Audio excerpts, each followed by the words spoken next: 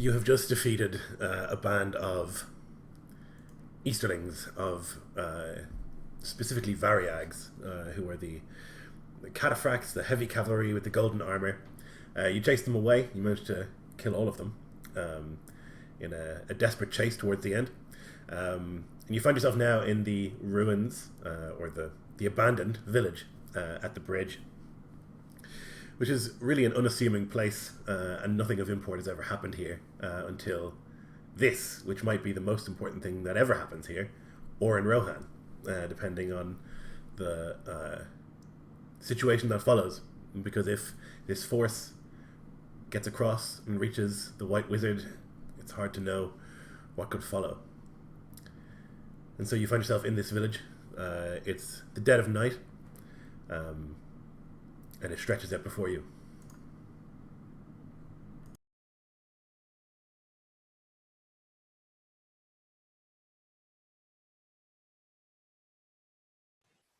Faroth will be standing upon the edge of the bridge, like the step, the barrier that stops you just from falling in that part. Looking in the direction that these Variags had fled and then been shot down. Was I right? I thought one actually got away, Lloyd. Am I? Couldn't tell you. Or did we get them all? I couldn't tell you. I think I remember. Oh, maybe one of them did get away. There was a whole chase towards the end. I thought one got away, Okay.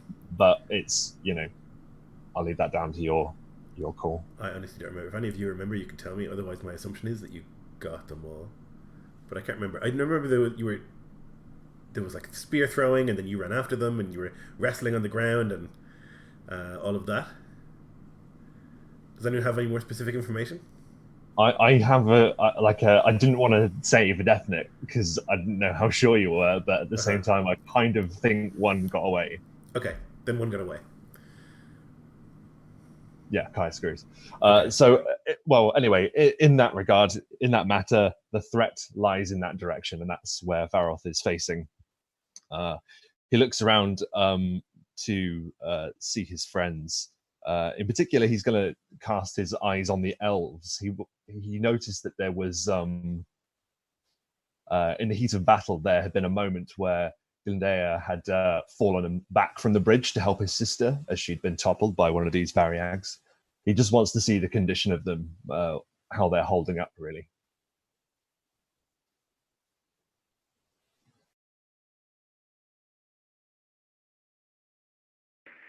You would see that Glyndea is looking fine after the battle, barely even scuffed up, still holding his sort of elven pristineness, I suppose you could say. Maybe just with some blood on him, barely his own.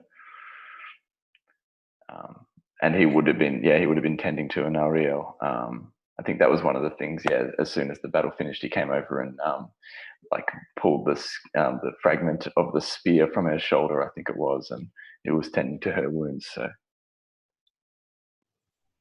yeah, and Anariel, in contrast to her brother, as she often is, has a smear of blood in her golden hair, and looks a bit wounded, and a bit out of breath. But she is just, for the moment, placid-faced, watching her brother, just kind of nodding, and occasionally the smallest grimace as he pulls the fragment. Mana Goreg, what did you do, Anariel? I am fine.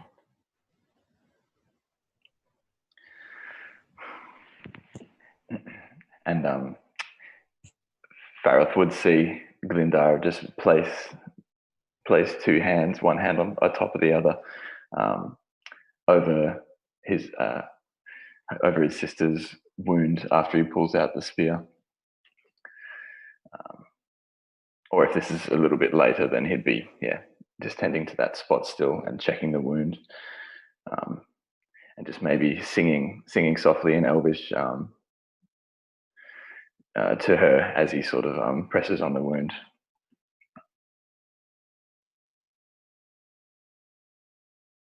Yeah, she'll kind of like reach up and touch your shoulder, that gratitude. Nephael, thank you.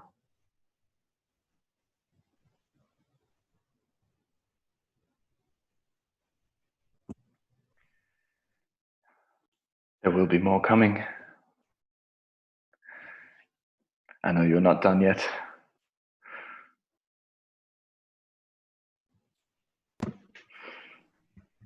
I am not. And what of the others? And she'll look around for Baragond, whom she was impressed to see how easily he hid among the shadows. Baragond you don't see, but you hear a tapping noise of some sort of metal striking stone or something like that from over the side of the bridge. Just a chick, chick, chick, as he's working away on something.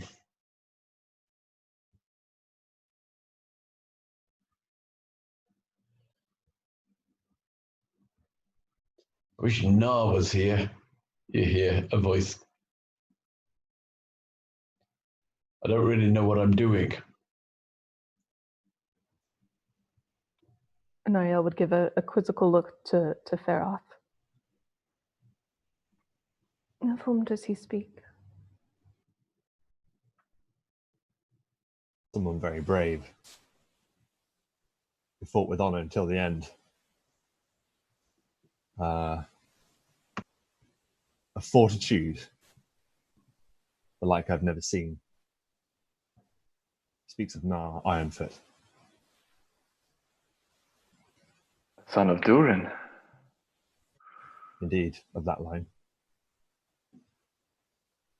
You have many friends. Farrell, son of Vardred.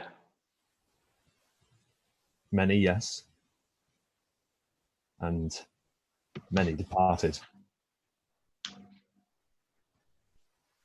There were more heralds than just myself and Baragond here. But perhaps I speak too soon. 2 heralds stand before me now. Did you not bring word to us across the ridden mark of this threat? Did you not stand by our side in good or bad? A battle so large, we would not account for everyone anyway. And now you stand here. And we have faced the threat and we have defeated it. But this is just the point of the spear. Soon the length of it will cross Rohan if we do not act quickly. And it would appear, while I'm talking of acting, my friend Baragond is doing it. He, with no further words to the elves, he is going to sweep to the along the bridge to see what Baragond is up to. What does he see you doing? Baragond is over the side of the bridge, just sort of. You don't know whether it's the boots of Thranduil or his natural agility. He's just holding onto the side and holding onto the side of the bridge. He's found a capstone there, and he's just trying to loosen some of the whether it's dirt or mortar around the capstone. You're not sure, but he's just trying to slide a knife into the air, the space between the capstone and the thing, and at the top of the arch. But there are quite a few other stones above it, I guess, and he says it'll be quite a work to take this apart. I don't know if we've got time. Na would have a accurate estimate on how long this will take. I have no idea. I can start and work, but I have absolutely no idea whether this would take us hours or days or even more. Nar spoke often of stonework, and then he pauses. Very often. I wish we'd listened.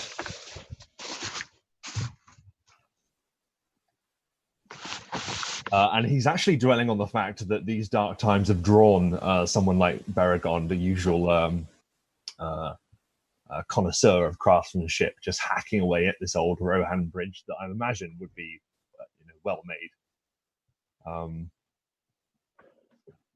I guess we just got to try and make some kind of test to see if we could break it down. Yeah, there are other buildings on the other side of the river, something to consider. If you leave all of those there, they can build another bridge. That's something that an army usually would be capable of. So it's worth thinking about that. And there are trees there as well before you destroy the bridge. I think to destroy the bridge will be very difficult. You don't have any tools for it, really. But I think with enough work and pulling, and if you got some ropes and stuff together, and maybe there's tools in the nearby farm and stuff, it might be doable, but it would take a lot of work, you would assume. Really, I think we need to decide if we're working to because that's a long-term thinking. That's us having to think, well, we can't destroy them here. There are going to be too many of them, aren't there, for what we have coming in reinforcement to us? Am I right in saying that? Well, it's sort of unclear how many. Reinforcements coming. I don't know whether they will arrive before the enemy. No. It takes some time to muster. You think that at least the warriors in Edoras, and it's fuller than usual, Edoras, because a lot of people have fled there, they will be quick to muster, and you think, because there's always now a Queen's Guard stationed there, and those are the best troops in Rohan, they'll be ready, but then the other sort of thanes and stuff will have to send word and do all that, so it might take 2, 3, 4 days. How long it will take these enemies to get here is less clear. I just, even so, us until other people arrive, it's really just us trying to tear down houses when we could be setting up other means to protect ourselves, rather than, I know it's nice to think, long term they might use those houses to make a bridge, but if we don't prepare for the battle that's coming first, then I don't know. It's really difficult to call. I think Faroth is going to look to Baragon and he's going to say, could you mentioned before use of levers, pulleys, ropes. Oh, again, no, I knew these things better than me. I'm no military engineer, no builder, no constructor. I have seen people do it, but I've never been part of the process. I know that an arch has a capstone, and if we can get down to the capstone and remove it, then the whole bridge will collapse fast enough, but I don't know how long that will take us to do. Some better tools would work better. If we have picks, if there are any picks in the houses, if there are chisels and hammers, a quick search of the houses, see what we've got, ropes. But we'll need to rouse the entire village. They need to be made aware of what's going on. We need to give them word to send their women and children and what supply they can carry back to Edoras. We have sent them away. Maybe our first thing is to chase after them and bring some workforce back. Yeah, they would have, predominantly been on foot. It's probably more common in Rohan than anywhere else that farmers would have horses, but even so, they wouldn't have enough to mount everybody. So you think you'd easily catch them.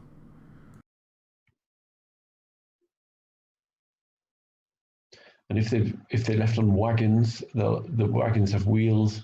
Wheels extra power with the horses, it will speed things up, I think.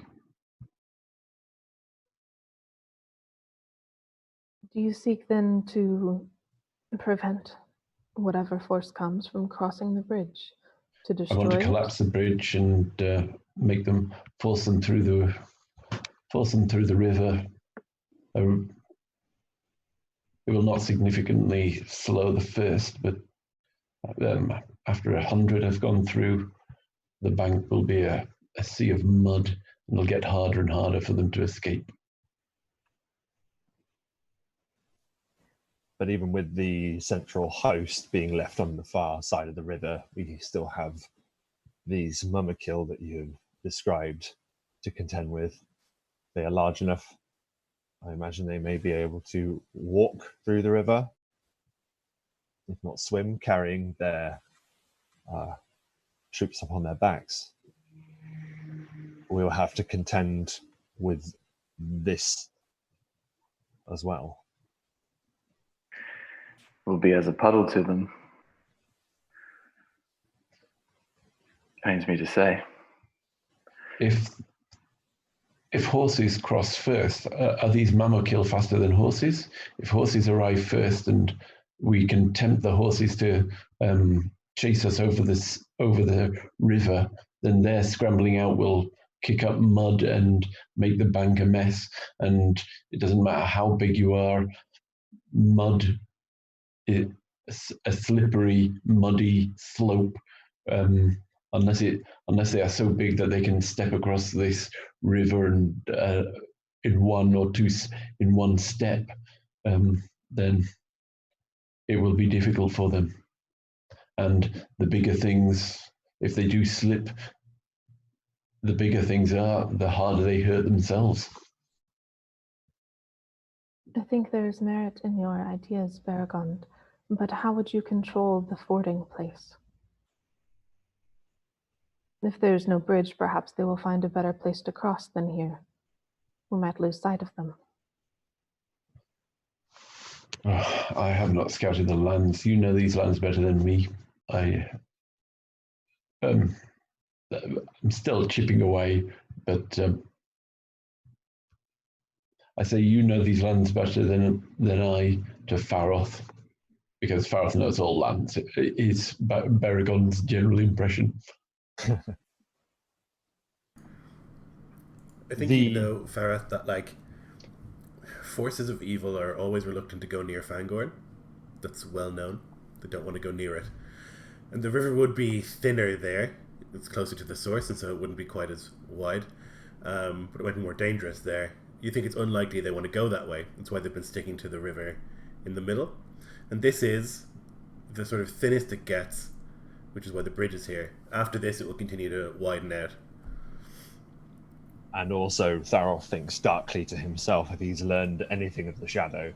In fact, no, he'll say this to Baragond. If I have learned anything from the Shadow, Baragond, is that their forces have always been relentless and direct. And they have some phobia of natural forces like water and fire. Seem to have hold some fear for them. Yes. When they are close enough to see that the bridge is no longer, if we can unmake it, they will be close enough to see me standing there defiant on this side of the bank, and they will cross. This is what I would like: a broken bridge and something to tempt them over, because it's not so much the fight, but to churn up the bank and make it difficult for the followers.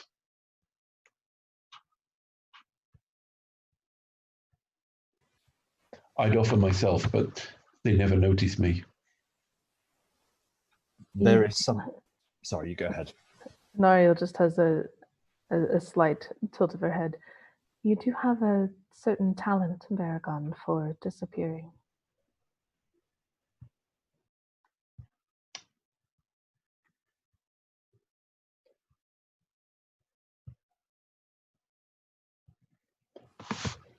there is something I would ask of you, Glendair. I see that you are well practiced in medicine. He gestures or refers to the moment earlier where you'd healed your sister. And you spoke to Beragon that you were an apprentice of a great craftsman. Could I hazard a guess and say that you would be able to create arrows that we could light with fire to further stoke panic within the hearts of these beasts? Is that something you can do? I would say that Glendair would be capable of building like siege engines and like, like 800 years of experience at smithing and weapon crafting. I think like means that there's very little in terms of like warfare and the craft of it that he does not know. Wow, that's so cool. Yeah, how like the men of Middle Earth just completely not acknowledge anyone else's talents and abilities. Yeah. It's such Great. a classic part of Middle-earth. I totally did it. I did it hulking. I'm so sorry. It's perfect. I think it makes so much sense. Like, it's so easy to forget how ancient every elf is, Yeah, he must have done this all the time. He probably did it when Sauron was last around. Well, not quite, but you know what I mean.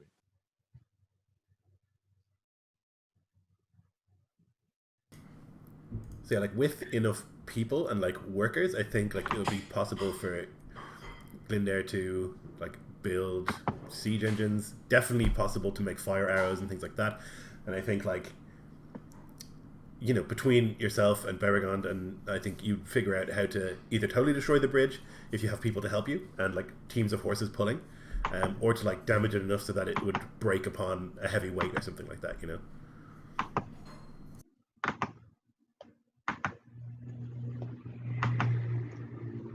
These arrows I can craft, indeed.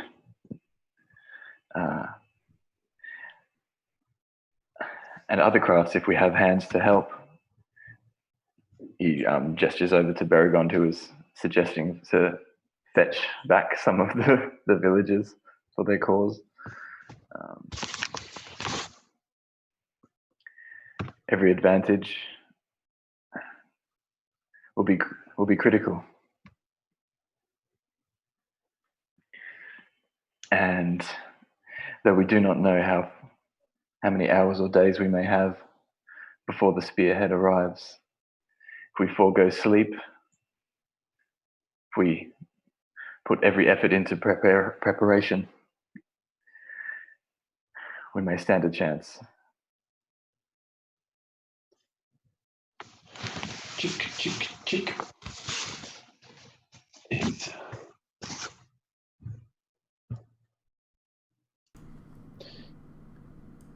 So what is the plan? You want to get the people back? Go after them? I believe if I follow this work of this stone up here and up this way, I can make a central wedge. I can open up the central wedge that if we can get big enough ropes and weights, we can sort of drag it out, maybe with levers. What do you think?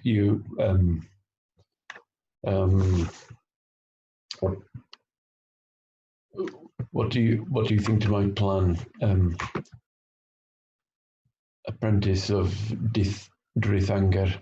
Do you think with levers and horses pulling on, and he sort of points out the sort of a central V of the bridge. If I loosen the mortar around there, do you think we can exert enough force to drag it out of position and topple it?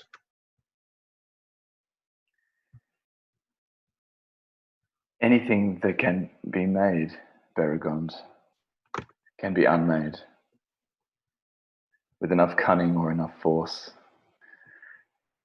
Though it pains me usually to do so, of such fine craft, as I'm sure it does you, says as Beragon's still chipping away. We can make it so. We will need horses, we will need hands.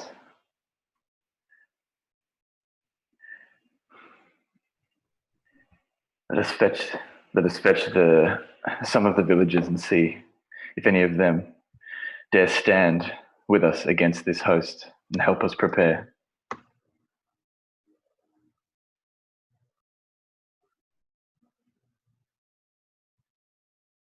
It will take some convincing to bring those we just told to flee across the Redenmark to return, particularly leaving loved ones behind.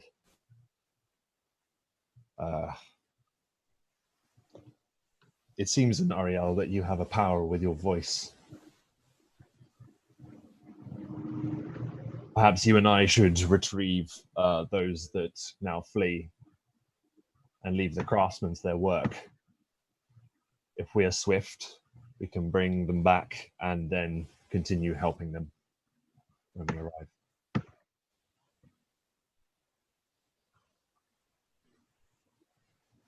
Agreed. Then we ride now. And he goes, and he the whistle's better than that, by the way. That was very quiet. I meant that to be louder. But he gives a whistle for the horse, and he's going to saddle up. Yeah, and Ariel will simply put her hand on Glendair's shoulder again, and then look across the river. Leave not to the enemy that which might be useful to our own. Gives a slow, reverential nod. And yeah, she'll mount up and follow Feroth.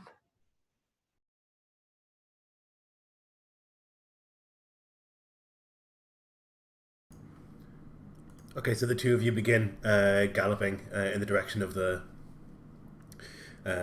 villagers who had been here previously. In the meantime, Glendair and Baragond, is there anything specific you're going to be trying to do?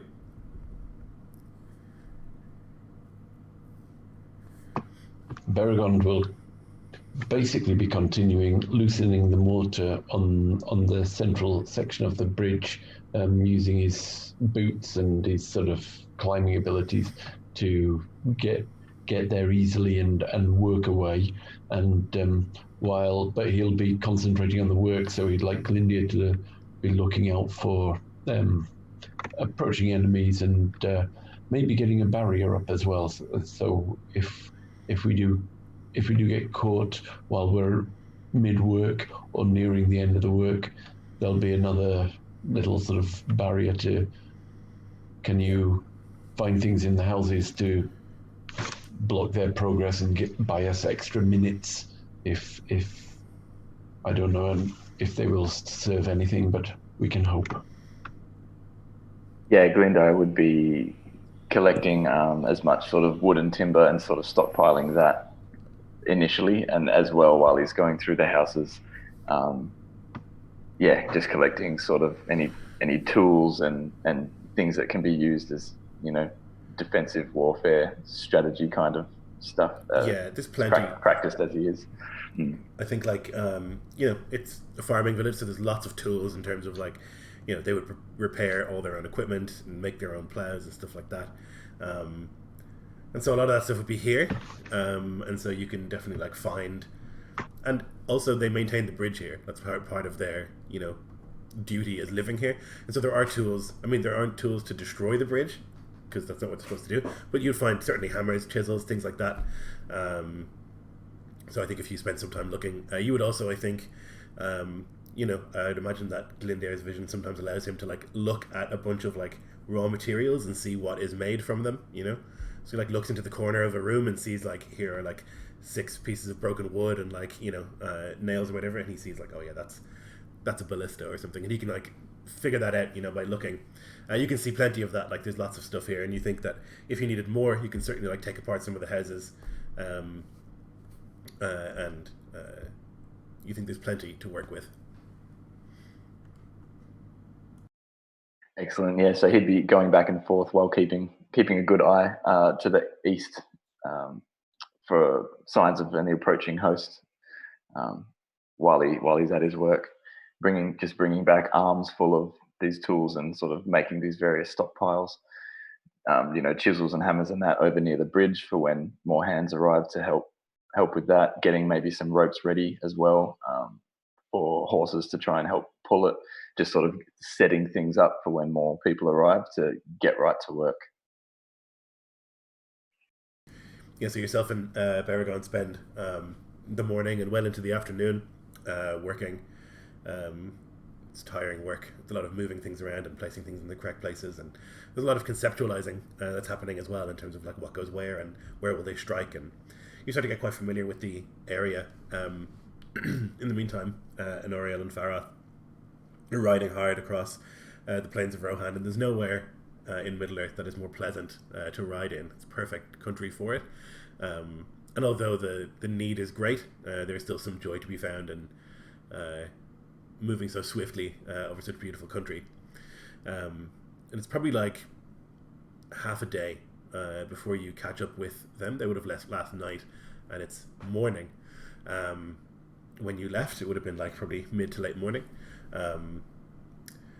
But you can catch up to them. There are 2 wagons, and there's maybe 15 horses, along with like a caravan of people walking. Initially, when they see or hear the galloping of your steeds, and they see riders in the distance, you can see that several of the men and women will like move to the back of the caravan and like, grab spears and shields, while the rest begin to move faster. Some of them will mount up and be prepared and wait to see what you are. But when they see that you are of the west, they will lower, but not entirely lower, their spears until they finally recognize you. One of the men will ride forward. He'll say his name is Ethelwald, and he's leading this expedition. You have come back.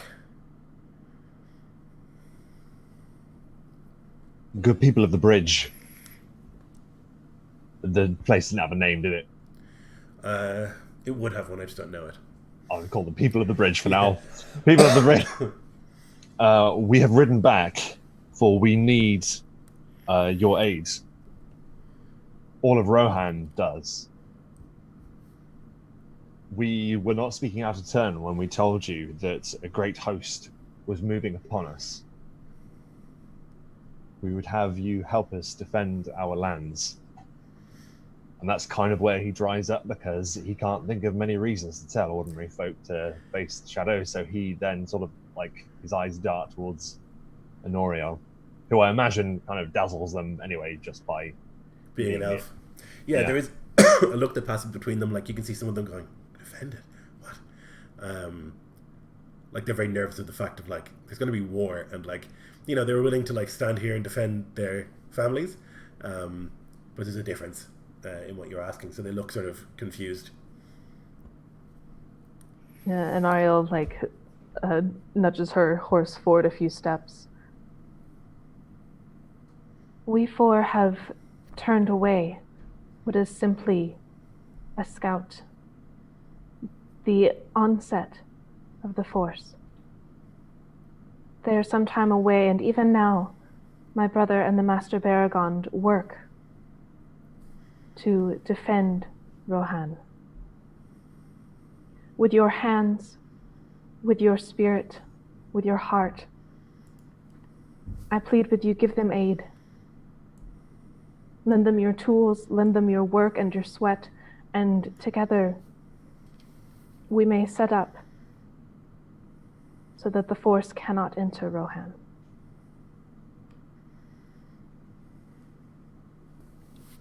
Even now, in Edoras, a host of Rohirrim is mustering. They will ride. They will ride to meet this foe. But we must delay. We must delay the enemy until such time as we can meet them with our full strength. And for that, we need you.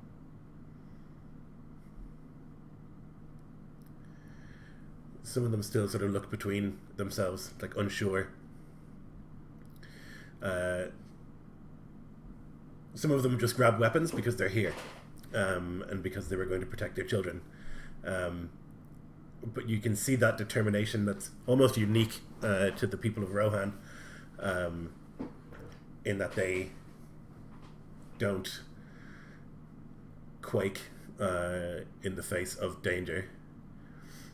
And you can see like the sort of confusion turning to like resigned, grim nods. All right. Well, we'll go. Someone has to protect them as they go to Edoras. Our children, our elders. But we'll bring everyone that we can.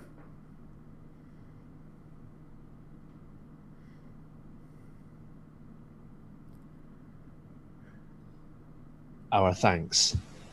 And indeed, the thanks of Her Majesty Morwen Steelsheen will be due to you as well. Was that a name, sorry? It is. He just doesn't know that the king is dead. Oh, God. There's a confusion. Oh, no. What of Thengel? Baroth is literally doing that internally, as I was just doing there, being like, oh, no. They just said yes. I could have just said, let's go. Oh, and I had to say it, didn't I? I was like, don't worry. I meant to say, don't worry. Like, your queen will be thankful for you. You'll be doing this for Rohan. Fucking hell. I don't know how to fix this.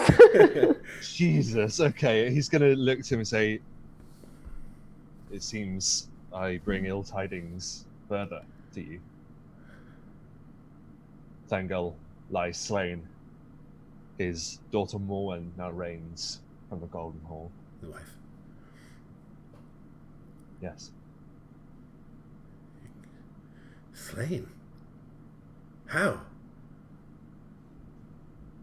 By foes from the east. The very foes that now march upon your doorstep.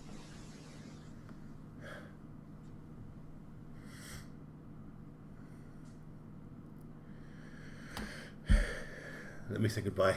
Let us say goodbye. And we will come with you. And they'll turn their horses and they'll go to the families beyond. And you'll see like 4 of them will go to protect as best they can the caravans. While the rest, so there's maybe 20 of them, like men and women of able-bodied age. Actually, they would just bring the 15, I think, so they can ride. We'll join you and head back with you. Baroth looks to Anariel and says, a grim weight that comes from being a herald. I am reminded once again.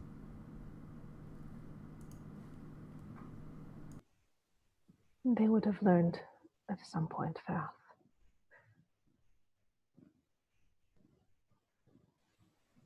Well, now they know who they're fighting for. Not just their queen, but for the lives of those they love. Come. And he kicks the horse. And so you ride back with the people of this village, back across the plains and towards the village itself. You'll probably get there an hour or two after sunset. And in the meantime, Baragon and Glinda, I think in that time you would have been able to gather all the resources that you need, put them in the correct places. Is there anything specific that you wanted to have achieved for this time? You've basically had a day in which to work.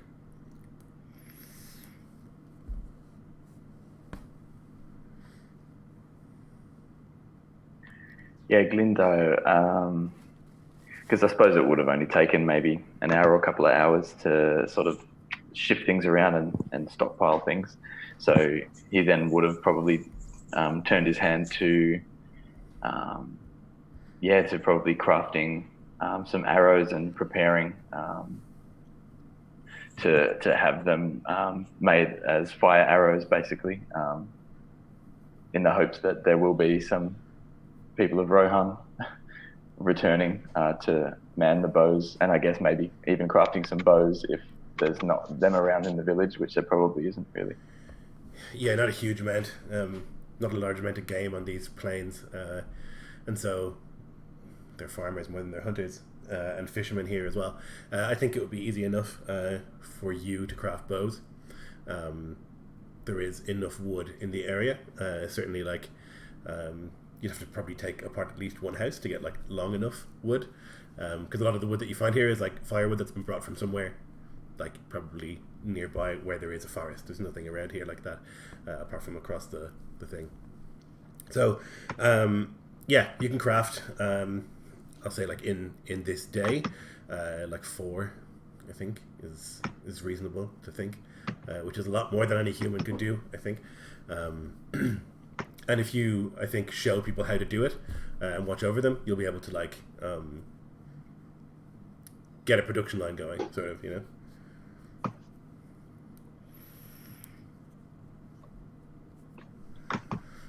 So then as the sun sets, you go, Kai, sorry.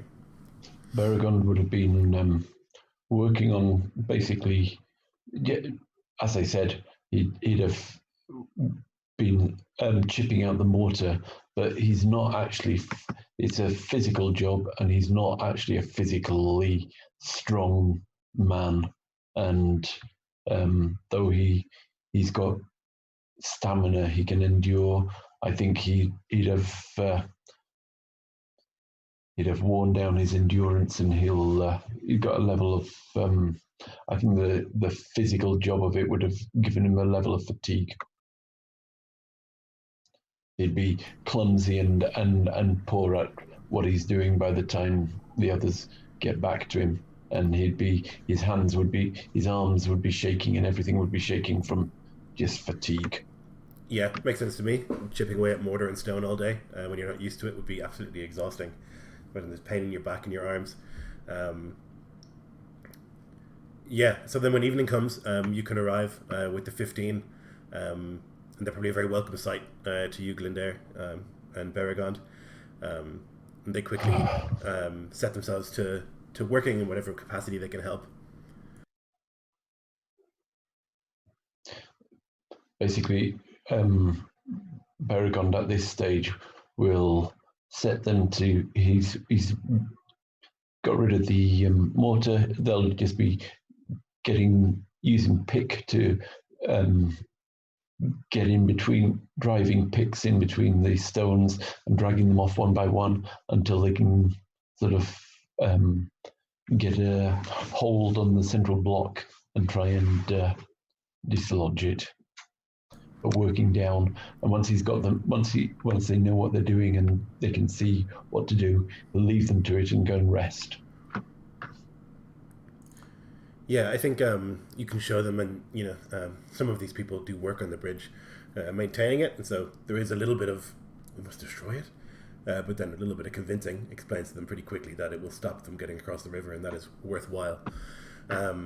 And so they'll set to that task of like chipping away and trying to remove bricks on the way down until you can finally get to this central and vital stone, and they'll be working on that throughout the night.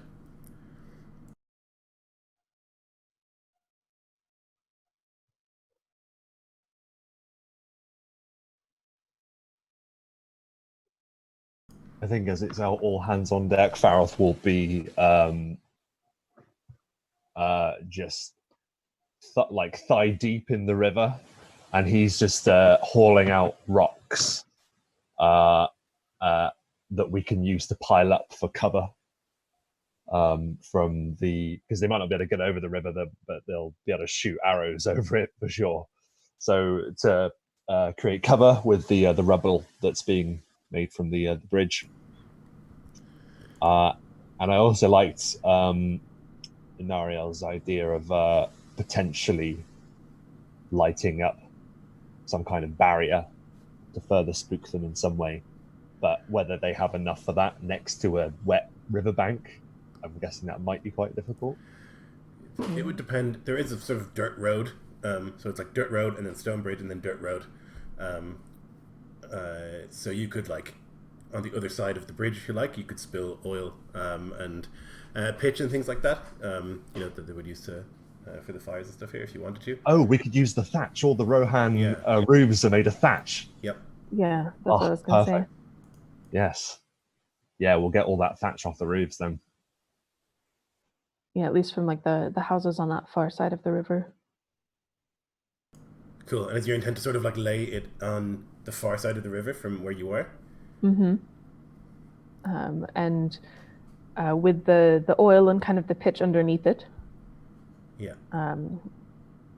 And so that we could launch one of the fire arrows and then light this barrier, hopefully spooking some of their horses and whatever else is afraid of fire.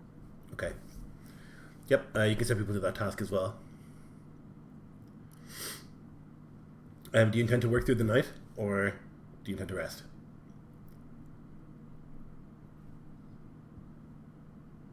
Faroth makes his way through the now busy workplace that they've created, toil that has been going many hours, and he sees that Beragond is shaking and exhausted from just all the hard labor.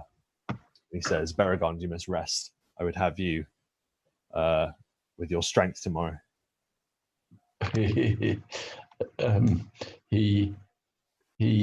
goes and shows you his arm, shows off his arm muscles, but he's got nothing there really. And then he goes and he says, "As you wish," sits down, and he's almost takes a gulp of water, and by the time he's sort of put the cork back in his water skin, he's asleep.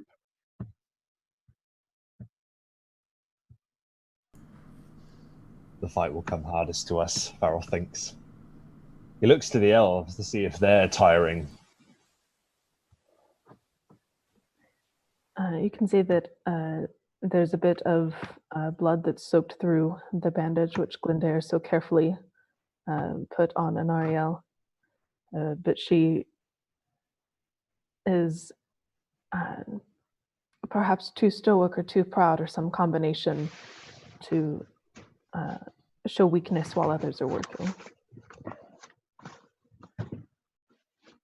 You would notice, Faroth, that Glindio has just been tirelessly working and crafting and organizing people and sort of showing them how to do certain things. But always he periodically makes time to check up on Anariel's wounds. So just as she's there sort of looking down at her bandage with the blood soaked through, Glindio would come over and ask her how she's doing, and just come over and start changing the dressing. It's like it's noticeable that it's the one thing that sort of manages to pull his attention from being like hyper focused on the task at hand. She's always a priority to him. Yeah, she kind of shakes her head.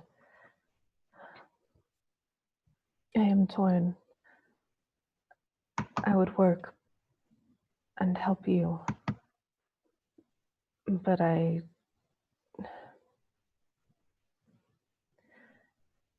perhaps I should rest. Need your strength. The people will get theirs from your own. Take some rest.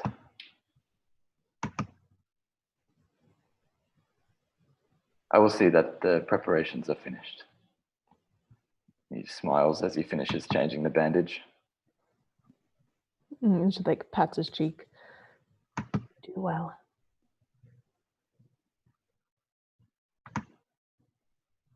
I will do well tonight. You will do well tomorrow.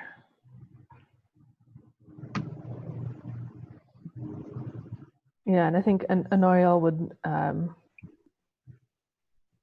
do the.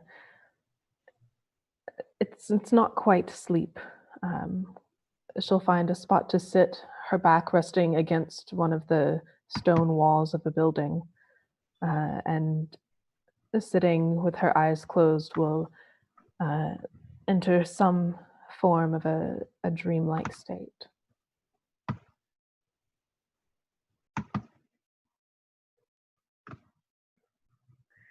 And Glinda draws the. Oh, actually, he probably hasn't had the sword on his back while he's been working, but he picks it up from nearby in its scabbard and draws the blade free and thrusts it into the ground right nearby Anariel to serve as her protector while he's off working.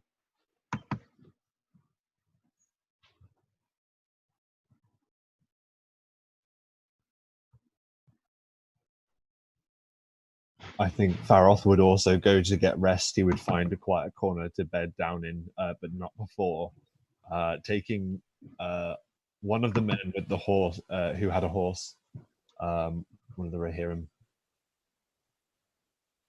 and just command him to ride a few leagues in the direction of the force to basically act as a scout, so they're not upon us.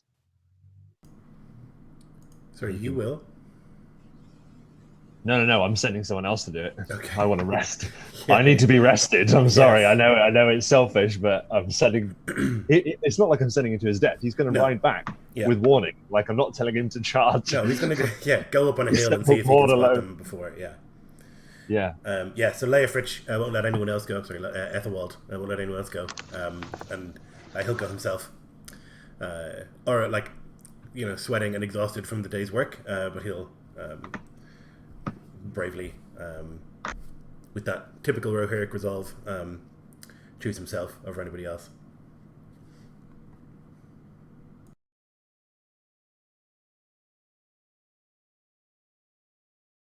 And so night will fall.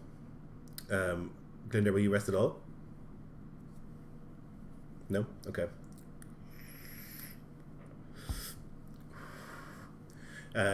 You'll have several more hours in which to work, and like you show some of the villagers the basics of how they can make more bows and arrows, and once you show them once or twice, they're able to make passable weapons. I mean, they wouldn't be anything compared to what you can make, but if you put them inside an Easterman, he'll probably die, and that's the important thing. Beyond that, like through the night, you're able to work, and the bridge, like in the deep of night, you think at this stage, if somebody were to ride over it with like significant weight, it would probably collapse. Though you could pull the stone yourself and collapse it now. Would act. Sorry. I was just going to say he would leave it in the state that it's in, so that it collapses and it can be used as a trap, more or less. Yeah. Mm-hmm. Yeah, you would know that like one rider could be on it, or two maybe, but any more than that, and based upon how heavy they were, it's literally a question of weight. It could collapse, probably will collapse.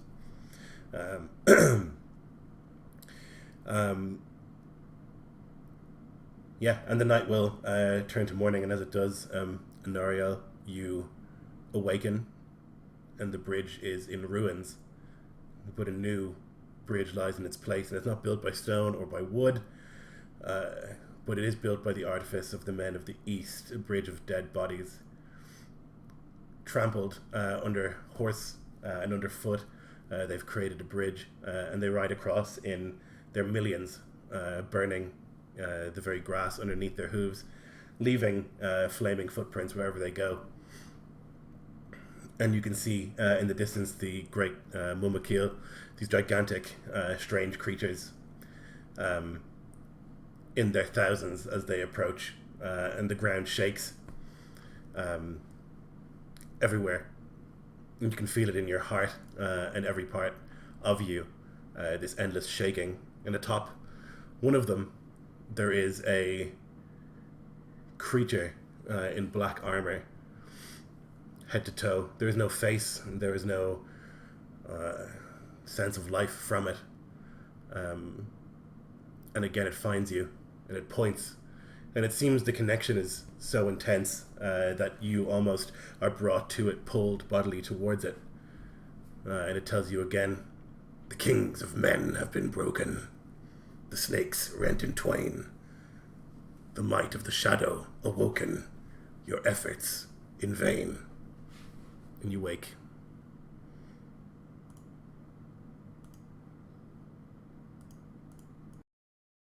Nariel's eyes go immediately to the bridge, to the river, to see the flames and the death and the destruction. But they are not there.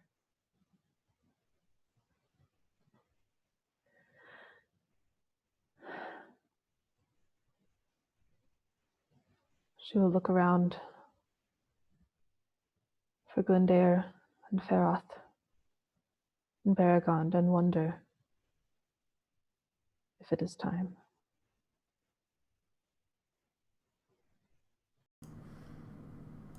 Yeah, it's morning, just before dawn, and you can see the sky sort of turning grey and then sort of a pale blue. Glendair has not ceased working. You can still hear the ting, ting, ting as he's like making something, while most others are sleeping or resting. But of the army, there is no sign, good nor evil.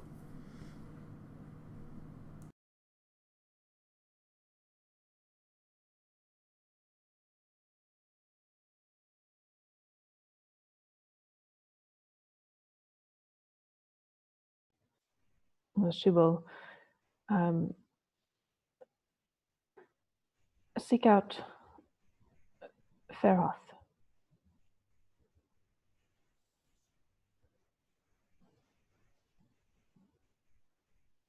Yeah, Varroth, you can see, is just sat on a stone, having recently woken himself.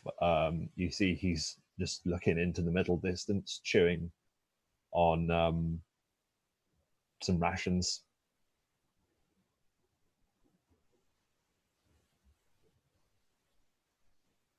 She will come to him.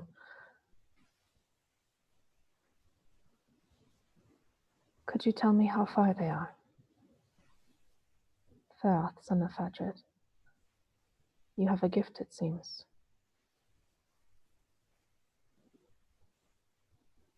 Humble to the likes of yours. He looks at you. He stands, chucking the remainder of the rations. He doesn't like to eat before a fight usually, and he walks a few yards in the direction that he knows the host to be coming from, and he presses his ear to the earth.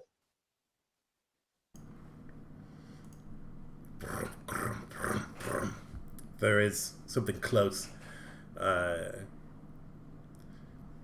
200 or so heavy footfalls of horses riding this way and fast to the east. But you can hear something else to the west, fainter, but still a similar sound of horses approaching. He looks to an Ariel. The host approaches, but so does Aid. We must hold here for as long as possible. Come, we must speak with the others. We must prepare. They have come.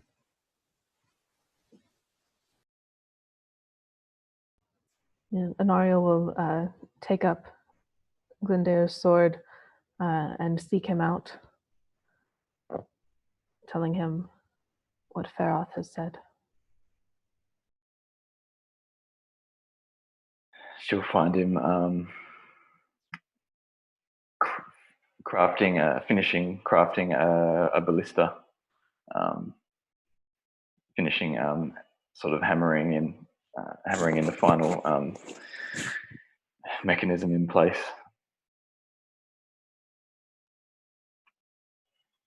And he wipes his brow, chucks his tools down, just looking not dishevelled as elves rarely do, but elf to elf, and Oriel could see that he's definitely had a long night. But he's got this look of that you've seen on him before. This look of sort of satisfaction. Spending such a time with such a purpose on such a task, crafting all these things. That is almost as good to him as any rest. Yeah, she recognizes the passion on your face, similar to when you made Gorger and Guther for her. The hard work with a purpose. It seems to fuel you where others it might tire them.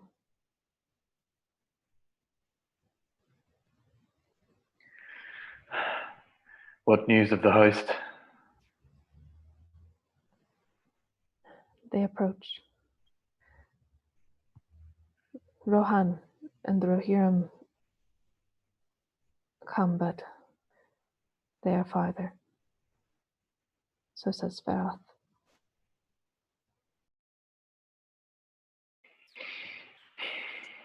Then we shall hold until they arrive.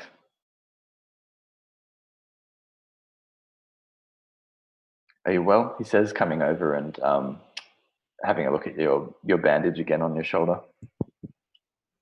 And just again, routinely just changing it while they talk. Yeah, in that almost elven way, it seems to be a week along in healing after a night's rest, thanks to care and the Eladrim blood.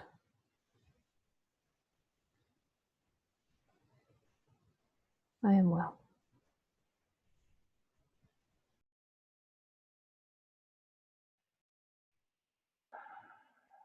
Let us get Faroth and Baragond. Have a short council before final preparations are made.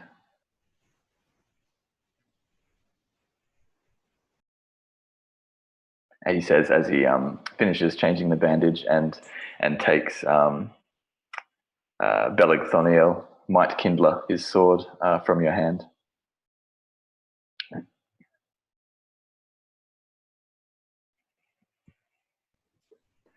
And where would we find Baragond and Faroth?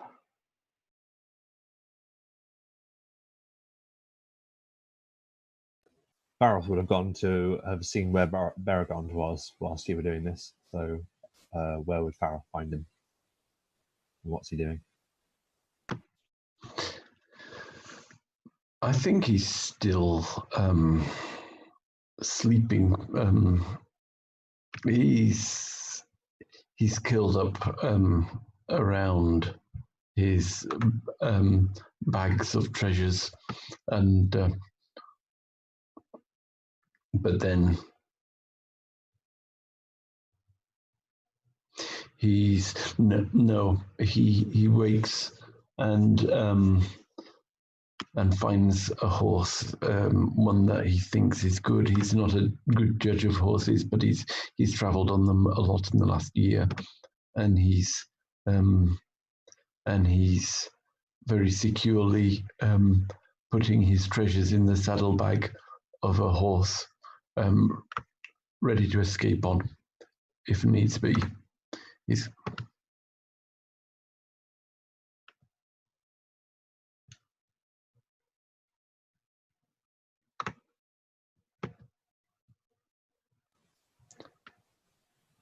If the battle goes ill, we will have to ride for Edoras. or Isengard.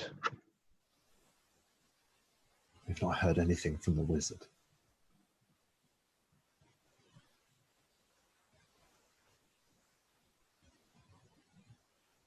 Was he not part of the council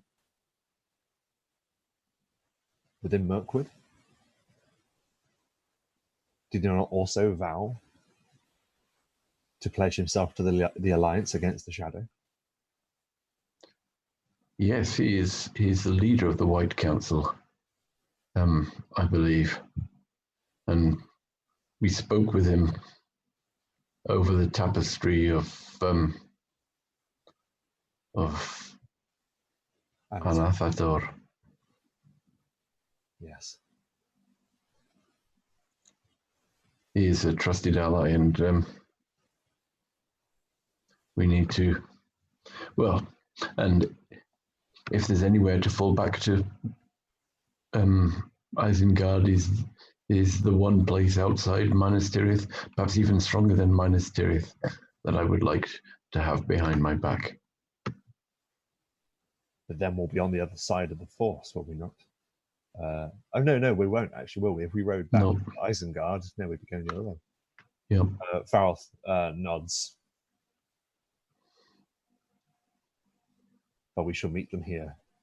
And if we fail, we will have to regroup with what remains at Edoras. At Edoras? Yeah, didn't we summon half of the row here into Edoras and the other half to come here? We said, whatever you must to send half.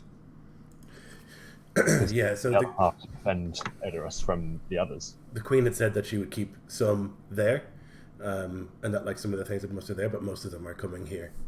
Oh, okay. All right, fair enough. She just was concerned because it's so full of refugees at the moment that she wanted to make sure there were enough people there. Yeah, of course.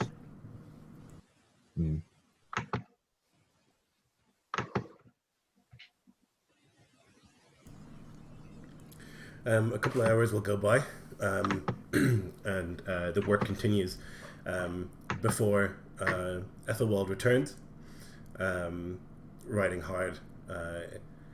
He then slows to cross the bridge quite carefully, and then I will say there's a force coming, 200, maybe more. Not the whole force.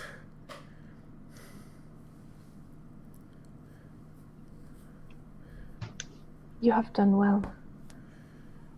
Tell me, Ethelwald, could you see? Is the rest of it behind them, or are they headed elsewhere? They are behind, but some distance.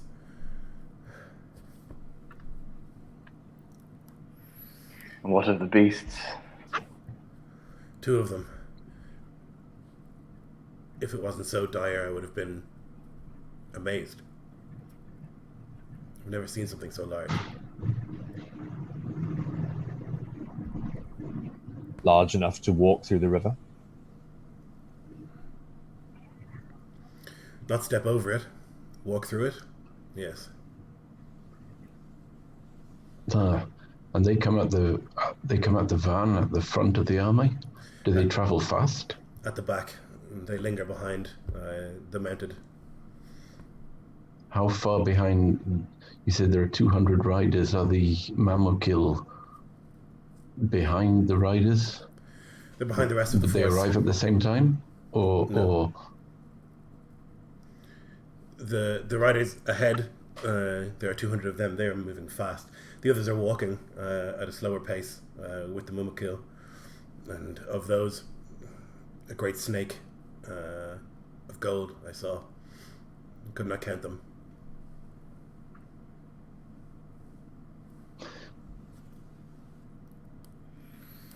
Then we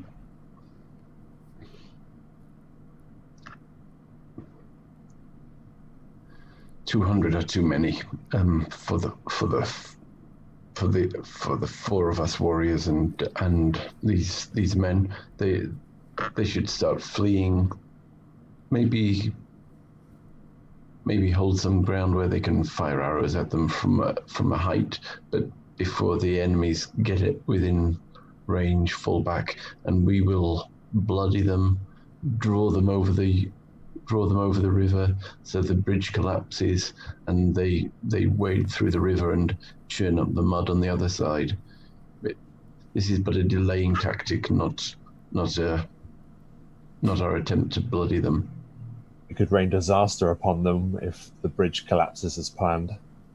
They will charge in and be within range of all of the...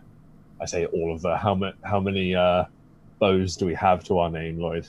I'd say in the nearly 2 days it's been, you could have made one for everyone who's here. And how How many? many are here? There's 15. you and 15 others. Oh, 50. Of Yeah. course you said. Sorry, I apologize. Yeah, well, we could, yeah, definitely. I think that's it. That's probably the wisest thing, Varagond, Vareth would say. We could do as much. We could harry Sting them as them. much as possible. Yes. Sting them, get them charging across the bridge. Hopefully the bridge collapses. Sting them again, but as they're about to leave the water, we just then go into a chase and they chase after us. But hopefully they're falling into the water and chasing through it. We'll have churned up the mud and we'll delay the bulk of the army for long enough for our reinforcements to arrive. Agreed. And then we can decide what's best. There's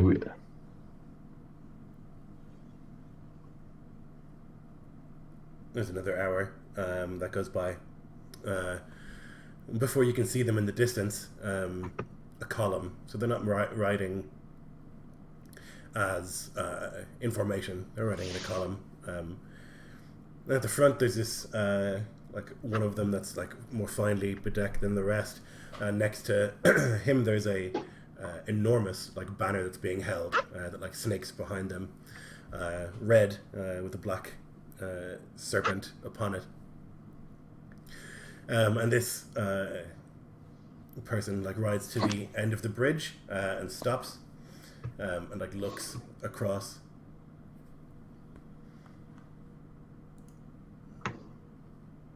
You will move aside and let us pass, peasant, and the reward will be your life.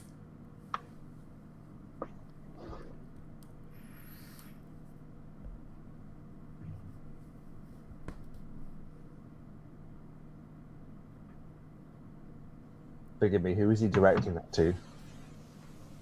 Everyone who is there. Did Glindair say he was going to be the one to... Is it the lone elf? Yeah. The intention was he'd be standing there as bait to try and goad over the army. So yeah.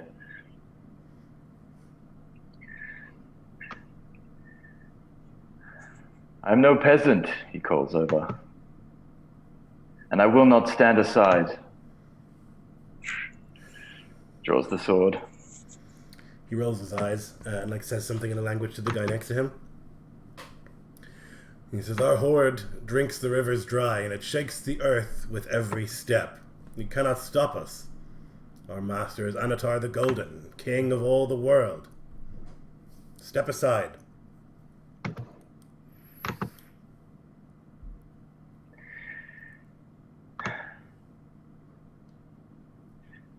Your master has claimed many of my kin through the ages. Would you claim me today? I will not stand aside. He says something again in this language, and like some of the others by him sort of like chuckle. And he rolls his eyes and like rides back, and then like they spread out a little bit. There's about 10 of them, and then 10 behind, and they all draw bows, and will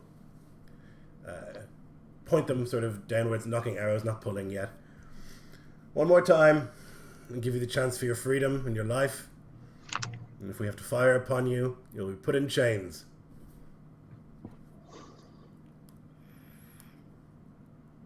We are not unreasonable. Go. All can have a place in the king of the whole world's empire. Even your kind. For he is one of you.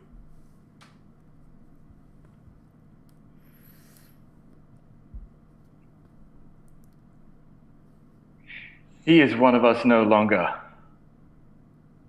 He lost the right to call himself. Come, throw your might against me, and see what you wreak. I stand amidst a great alliance here, an army of light amassed to sunder these ranks of shadow that you bring to these lands. So strike me down, and our ranks will swell against the blow. Come and see. Where is this army you speak of? I cannot see them. Are they some invisible host? Or are you mad?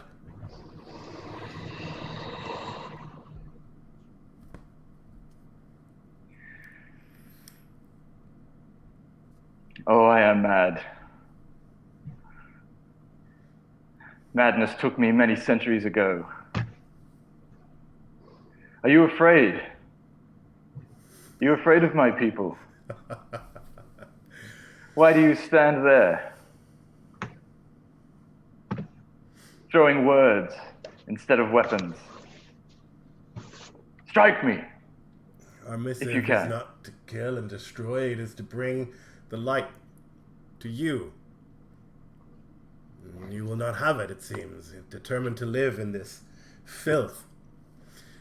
So be it. And he raises his hand and drops it, and 30 arrows are going to fire in your direction. Can you make me a dex save? Absolutely. Let me just quickly see. Can I have initiated my battle fury before this? Yes. Yep. And I think it's fair Excellent. enough to say you can dodge or whatever, because you've been standing there waiting for it. Excellent. Okay. I don't think I have advantage on dex save. But that's a 13 on the die. So that's a 17 on the dex save. Okay, so you'll take half, which is 10 piercing damage. Cool. And I half that with my resistance, which is 5. Yep, so these arrows, and several of them should have struck you, but you are able to move out of the way. At the same time, an arrow flies out of a bush and kills the man's horse, unless it's got more than 47 hit points. It does not. Yeah, so catches it in the eye, and it rears up and throws him from the saddle.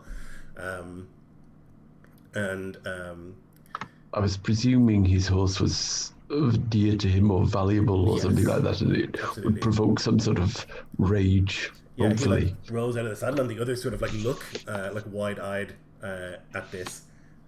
Seems even him touching the ground is something that they cannot abide. And there is he stands and says, "Get them!"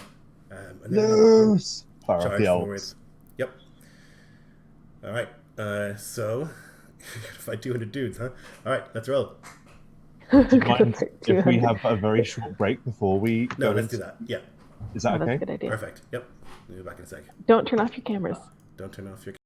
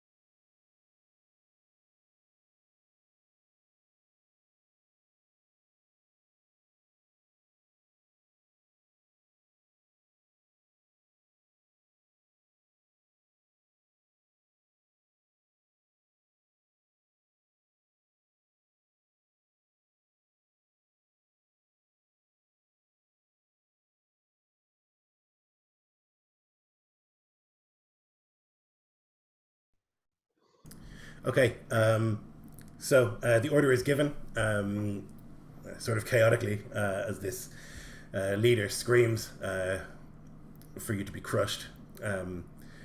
Before any of that, and as he gives the order, Baragond, you're first.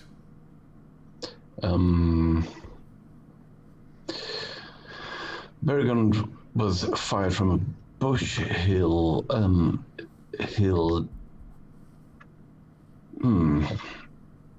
I don't know. There's not really shadow. We're in the daylight, aren't we? So Yeah. I'll. Is everybody else hidden? I would imagine that most of the peasants are hidden, like waiting to pop up and fire. As far as I know, it's just Glindair that's like obviously visible. Okay. Which is why they kind of went through with this whole spiel of like, get out of the way, you know? In that case, he'll notch another arrow and hold, waiting if somebody comes up to Glindir, or basically if he gets advantage on any foe, he'll fire his arrow. Or if any foe get within 5 feet of an ally, he'll fire at them. But he's holding until then. Cool. Okay. Just remind me because I'll 100% forget. Yeah. All right. Kagan is going to stand from where he is and bellow an order in a foreign language. He's going to buff all of his mates, or the ones that can see and hear him anyway. And they roar in excitement and enthusiasm. That's going to be it for him. Glindair. Glindair will... I think he's going to hold action as well until they charge across. So when anyone gets either across the bridge or makes the bridge collapse, he will then race up and start chopping. Okie doke. The Rohan peasants, I think they've been told to fire, is that right? They'll do what you tell them, but my assumption is that when it starts, they're supposed to pop up and shoot. Yep, okay.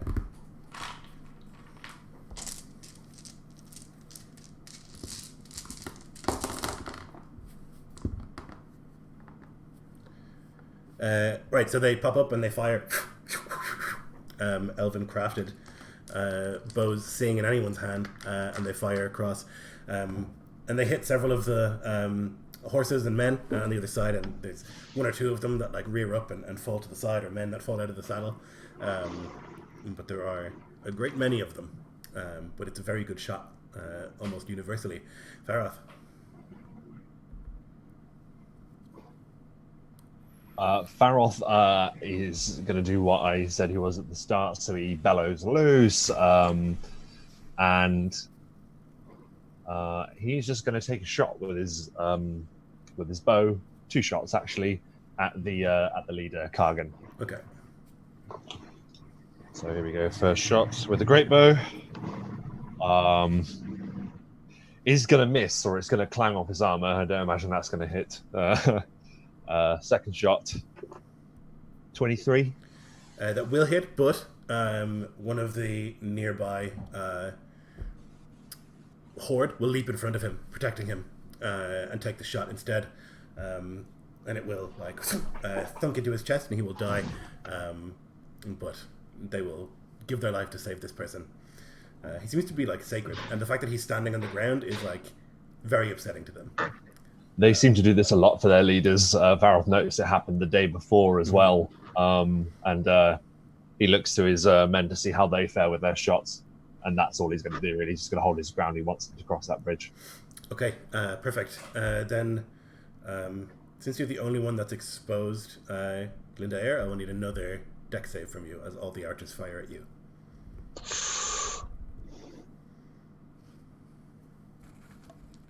$17. Okay. So now mobilized into full power. It's going to suck. It's going to be...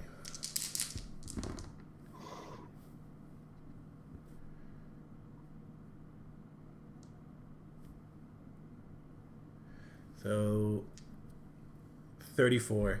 You'll take half, which is 17, and you'll take half of that, which is 8. So it's gonna be yeah, 1 17 minus the 7 from Anariel's thing. So 10, half 10, 5 damage. damage. Such bullshit. So this hail of arrows, and it really is a hail, and they fire with like amazing regularity. This is obviously how they have come to dominate the East, but somehow your super beyond human reflexes allows you to dodge most of the blows. Noriel.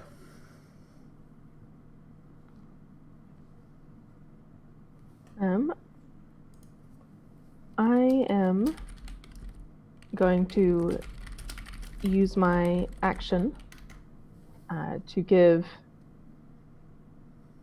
I think, Baragond. She knows he's he's a very reliable shot. The finish him ability, the order, and so she will call out in Elvish, which she knows Baragond knows, simply a word of encouragement. Lein Nuan Berin to Baragond, and he's going to add 15 to the next hit for damage. Jesus. 15 to damage. Okay. Plus 15 damage to your next hit. Okay. All right. So now, finally having moved into the correct formation, they begin to thunder towards and across the bridge. It's only widened for 3 of them at a time, and so they will do that, moving as quickly as they can, sort of right towards you. They have lances ready, and as they get just over halfway, there was a loud crack and crunch, and the bridge will topple. This central stone will like slip out of place, and the column that holds it up will crumble aside, and as they do, there are screams of horses and men as they fall into the water, and the bridge, large parts of it, tumbles on top of them. The momentum is such that the men behind are pushing those in front forward, and there is 3-4 ranks of them that go pouring into the river below.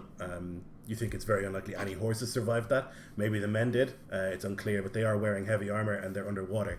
And so you think that's going to end with a lot of them dead. The ones who are able to stop will do so and like rear their horses back and pull back, sort of in confusion. And like even as they're doing that, like some of them, there's no space as the force is pushing them forward, and they like are still being pushed off. You see men unsure if they should get off their horse. This is like something they don't do, and so they don't know if they should get off or if they should die, and it's a real consideration for them, and many of them like go tumbling in. The West. Okay. Do you want to shoot someone, Baragond? They're not going to make it to Glendower. Clearly. They're not going to make it sort of... I won't have advantage on any of them, will I? Well, my one was, now that that's collapsed, mine can trigger now if you're happy with that, Lloyd. I've got 40 feet movement. I was going to rush up and start cutting down into them, which would then trigger Baragons. There's none of them made across, you know, so like the first one's like collapsed down, and so like none of them are on your side of the bridge. So if you wanted to jump across, I would have to either leap down or across. Okay.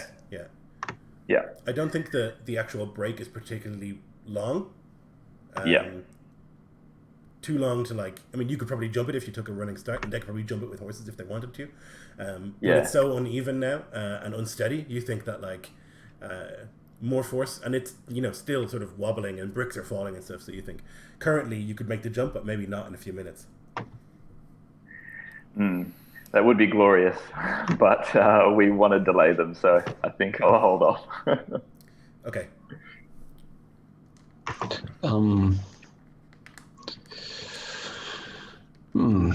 I'll aim at the leader anyway. Okay. Just has he noticed? Has he seen me? Kind of. No, I don't think so. I don't think he knows that there are many of you firing, like hidden. But I don't think he would know how many or where specifically anyone is. Okay, so I've hit an AC of 29. Yes, that will hit. He used his reaction already to stop Faroth's shot. So I think it's technically a new round. We're at the top of the order. Nope, this is Baragon's no, reaction. not until his round. Yeah. Oh, it's reaction. Okay. Yeah, and he won't get his reaction back until he takes his turn. So with the aid of Anariel, it's a total of 29, 38. Jesus. Yeah, a devastating shot. It'll catch him like in the collarbone, and he'll be flung to the ground. Actually, just a sec. I might have even done worse because, oh yes, it was a 19, and you said that the bow of Kalembimbo Oh yeah, crits on a 19, doesn't that's it? right. Yep. So just Oh my god, did you crit him? yes, Woof. it doesn't show up as a crit on this, so Yeah. an extra 19. Jesus. What's that then? 57. Poof. Yeah. Can you roll me a d10? Yep. That's a D10. I get a 5. Okay, so he's stunned as well. Catches him, and he like looks down at it, sort of confused, and is just unable to. You can see him like trying to breathe as the shot takes him, maybe into a lung. All right, that was the cataphract's turn. So now the archers will fire again. So I'll need all of you to make a dex save, and you can have advantage unless you're Glindair.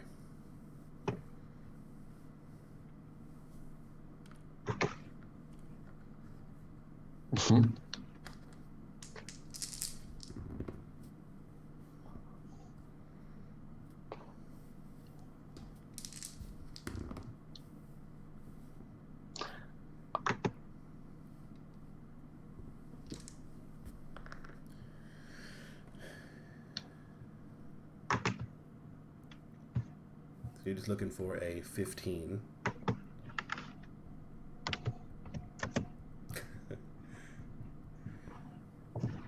Yeah, okay, cool. So you guys will take so it's half on. Yeah, so you'll take 20 and you will take 40 in there. But you will, I mean, you'll all reduce that by Honoriel's comedy ability. Okay, so they were just like firing broadly. Yes. Okay. Is that, So there's does so that many of them. affect all the men as well? Does that affect the Rohirrim? Oh, yes. Oh no. That's a good point. Yeah, so there's 100 of them, you know, with bows. So they're just like firing up generally in the direction. They're not aiming at anyone specific. But they have such volume of arrows that, you know, they're just falling everywhere. Like the ground is thick with them, and like all of the buildings and wood is all pierced with arrows everywhere. Yes, that will hit the Rohirrim. Woof. 8 of them will be hit. And you'll see several of them fall from their perches. Sorry, how much damage was it to us? It would have been 20. 20 is the half. Yeah. Ah, damn. But -7 for the For all of you. yeah. Yeah, she doesn't get that. Okay. Oh, you don't get it yourself. No, it's one of the things. Part of with the Herster Herster, class. So I can charitable. buff everybody else, but I am not buffed. Yeah. Oh my goodness. Thank you. Okay. At this stage, like they, you can keep firing, but there's so many of them that, like, you know, in terms of like doing the actual initiative, like it's sort of pointless. Yep. And so they're going to retreat basically from where they are. You think that a good 20 have fallen into the river or like been killed in the rush. And as you like fire beyond like another, you know, as they're retreating, like at least another 10 will fall. They will grab the Kagan and put him onto the back of a horse. You are sure he will die from that wound. But it seems vital to them that he be on a horse for that moment. And so they like drag him onto the back of it and then they ride away. Somewhat chased away. Can I, just to be a bastard, can I shoot the horse? Yes, you can.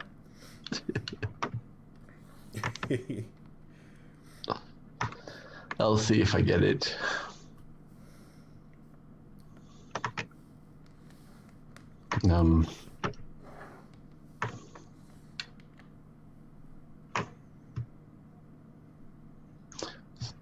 Sorry, just a second. Noise. Does an AC 21 hit the horse? It does, but the rider will choose to take it instead. So he will take the damage. And sort of, I'm guessing he's blind again against me, but it'd just be 22. That will kill him. It'll hit him in the back, between the shoulder blades, and he'll out of the seat, the saddle, and will not die on his horse. But the Kagan remains bouncing on the back of it. And they flee out of bowshot at the very least. Shoot the fire arrows. Hold, Beragond, hold. We save that for the beasts. But we need them to chase us over. Just out of character, would it? I mean, I thought that was the intention to spook the Oliphants, that being there, but like a surprise thing. Oh my God, there's fire, and then they freak out. And Ariel would agree with Feroth. Like, they will return soon enough, Beragond. Another little surprise. Feroth is very happy with the result. It was a big FU to their forces there. Mm-hmm.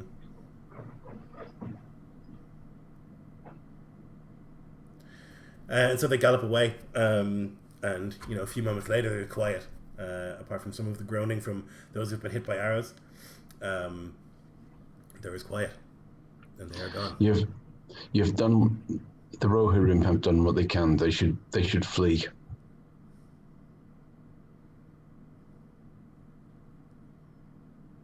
Until reinforcements arrive.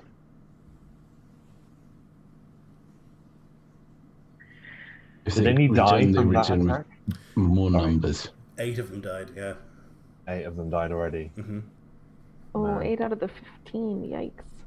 Yep, the weight of the arrow fire was insane, There was like 100 Yep. of them that were firing like 3 times around. Oh my gosh. I think now that they are aware of what is before them, the choice should be given to them. They should not be told to flee from defending their homeland. And he turns and he says, if any of you would want to fall back to the Golden Hall, then do so with speed, and carry with you the message that the Variags of the East have been halted but not stopped. None of them move. They stay.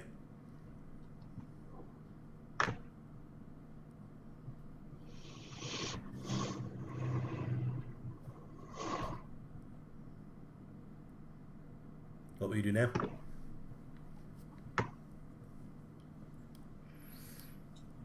I imagine we would wait if those reinforcements are on their way and bolster us. I think we need to fall back. What is the bridge situation? You said it looked like perhaps they could jump the gap. Yeah, I think as it would continue, it would continue crumbling. So the far side of it is totally gone. There's maybe 3 or 4 feet of it that extend out over the river on your side, but other than that, it is collapsed. it was just sort of doing that slowly, you know.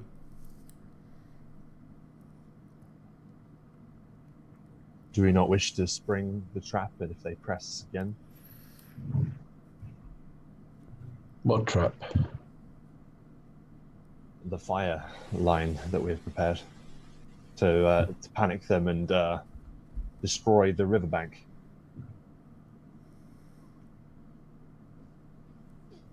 Mm.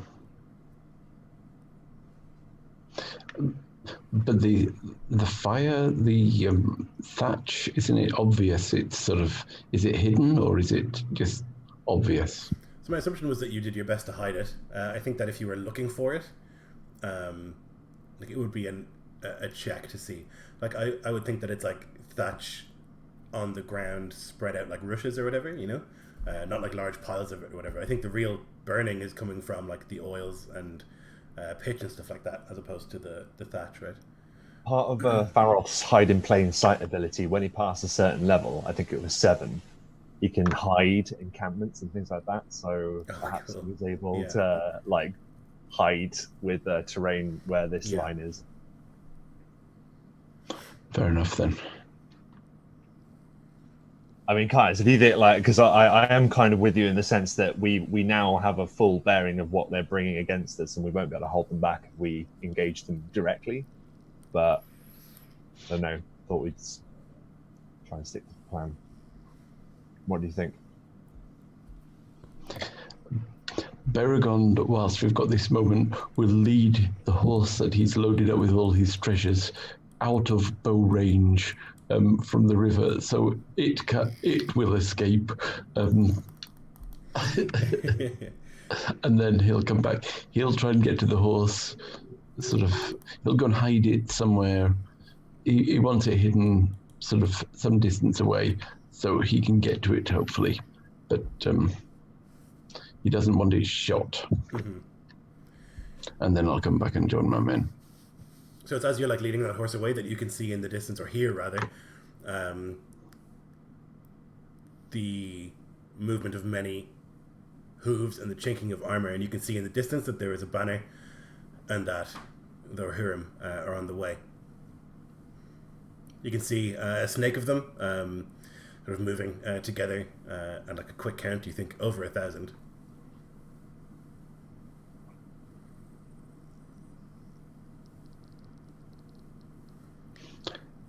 Then I tether the horse in a under a tree or somewhere out of bow range, or somewhere not in direct bow range from the other side, and I hurry back to Faroth to tell him the news.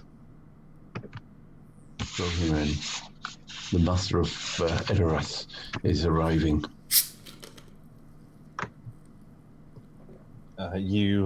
Your council has wisdom, Beregond. If too many of them cross, there will not be enough of us to repel them. I say we harry them as best we can, and keep as much distance as possible. Do we see the Oliphant? Oh God! No. So it's Rohirrim. No, this is Rohirrim. Yeah. Oh, Rohirrim. sorry. I thought. But I thought you meant on the far side. We could also. No. No worries. So the Rohirrim are arriving, and they'll sort of ride into town. At their head is a prime example of like the might of Rohirrim. A very large man, blonde beard, and long blonde hair with a horse crested helm. And he'll ride and like search for you. And when he finds you, he'll incline his head. Ethelhelm, is it not? It is. Well met. We have blooded the enemy, but they will come back more wary and in greater numbers. But they do not know you are here. Well, I guess they do not know you are here yet. Then we can use that. You held them off?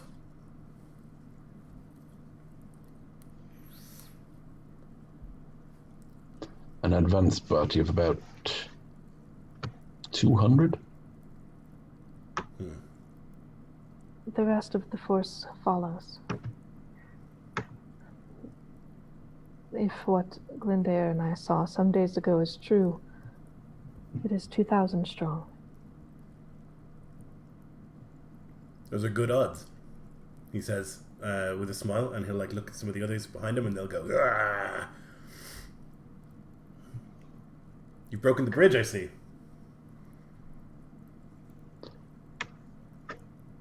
They will have to clamber up the bank and through the mud.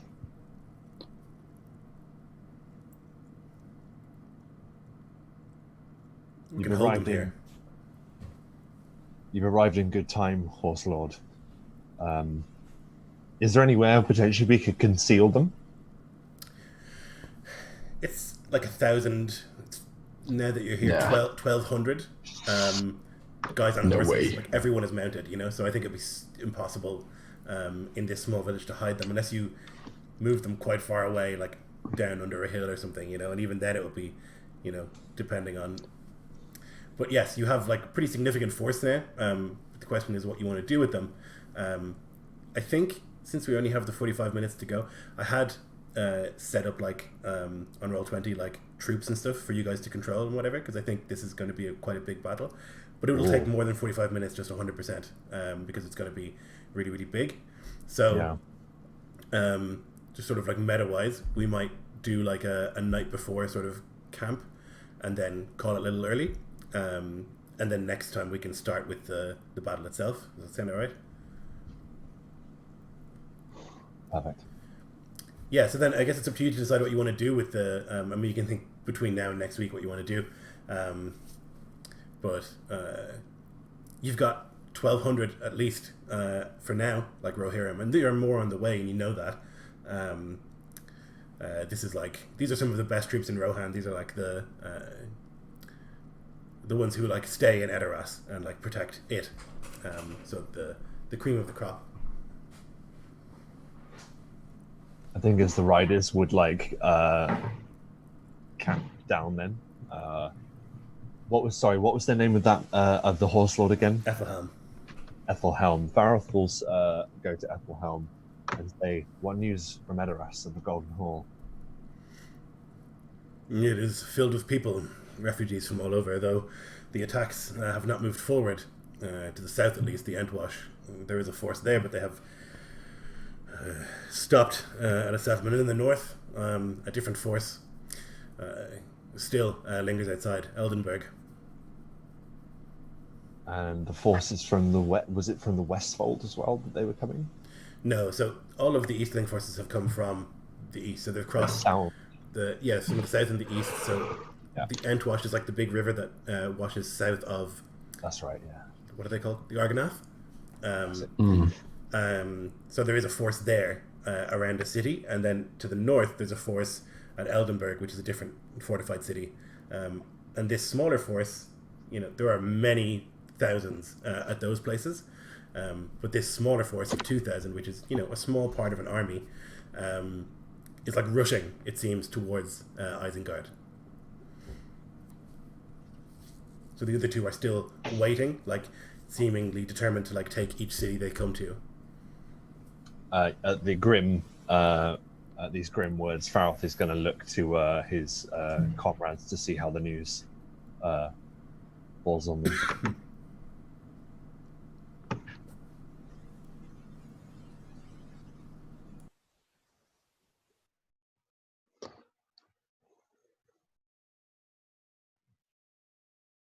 So if I'm to understand, like, there's many of them that are outside cities but haven't attacked them yet? They're besieging them, right? So they don't want to loot, because they're such a heavy cavalry force, they don't actually excel at taking cities.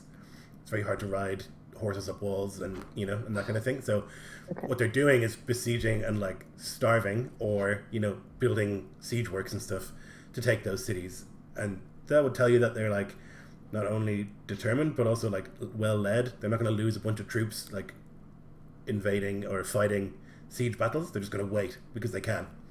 And so so there would be two main forces, like one in the north is led by the Shah of the Haradrim. She's like a well-known conqueror, and she Shakaria Al-Faharu That's it. of the Harad Rim. Yep. So she is their sort of queen.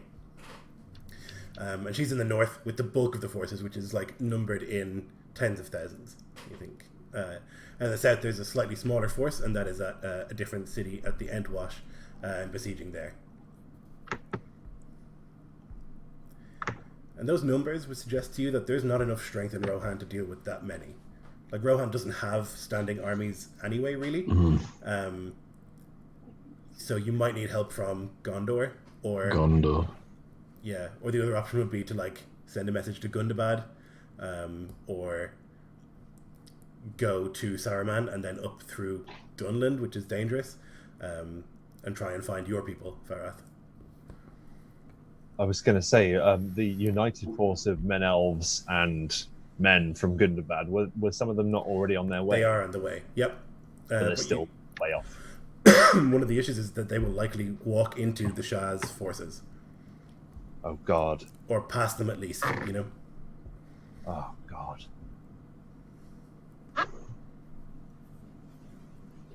But they know they're there. It's not an ambush.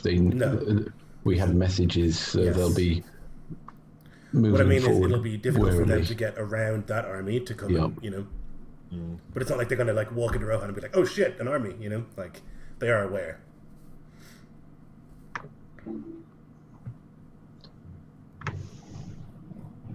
So rather than waiting for this, like, in the grand scheme of things, relatively minor part of the host, would it not prove more efficient to get help? If we can't defend Rohan with what we have at this moment, is our priority then to switch to try and get aid from Gondor? So one of the reasons that this is a good thing to fight is that there's a significant part of the enemy leadership in this force. There's 3 of the big Khans of the Varyags, of 5. So 3 of the 5 of their leadership is in this spearhead, along with the great chieftain of the Wain Riders. So there is significant leadership, so it must be an important mission that they're on, because they're sending all these important people. So that's one of the reasons why it was decided that it'd be worth trying to destroy this force, because there's a lot of leadership there, you know? And also, we have just summoned the Rohirrim to us, like, Yes. and I reckon with them, we now have a good chance. Yeah, and I mean, you know, it was only like 20 of you a minute ago, and you managed to, with the force of that bridge, you know, like, it is a huge, like, evener of odds, because they really have to funnel their troops, you know, in a way that, you know, and because they're, like, all cavalry. I mean, so are you, but usually that fight is very wide on the plain so that they can move around a lot, and they want people to do that, you know? Yeah. And this still remains basically their only crossing area, unless they put a lot of work into it elsewhere. Yes. Yeah. This is the narrowest part of the river that isn't in Fangorn. Yeah.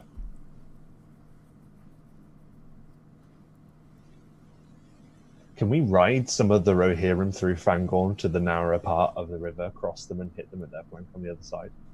You could, How far would that be? if you're willing to risk going into Fangorn. Yeah, that's a good point. It would be pretty far. It probably, you know, 50 to 100 miles north. We wouldn't be able to communicate with them, would we? We wouldn't be able to tell them now. No. No. No, never mind. Just a music, trifling thought. Would there be a bridge up there? There would be our- a ford. Okay, yeah. People don't build near Fangorn either, because buildings up there have a tendency to, like, break or vanish. Yeah. No, it seems like what we're doing is probably the best thing then, just holding this area. But it's just about waiting for them to come back now, I guess. Yeah.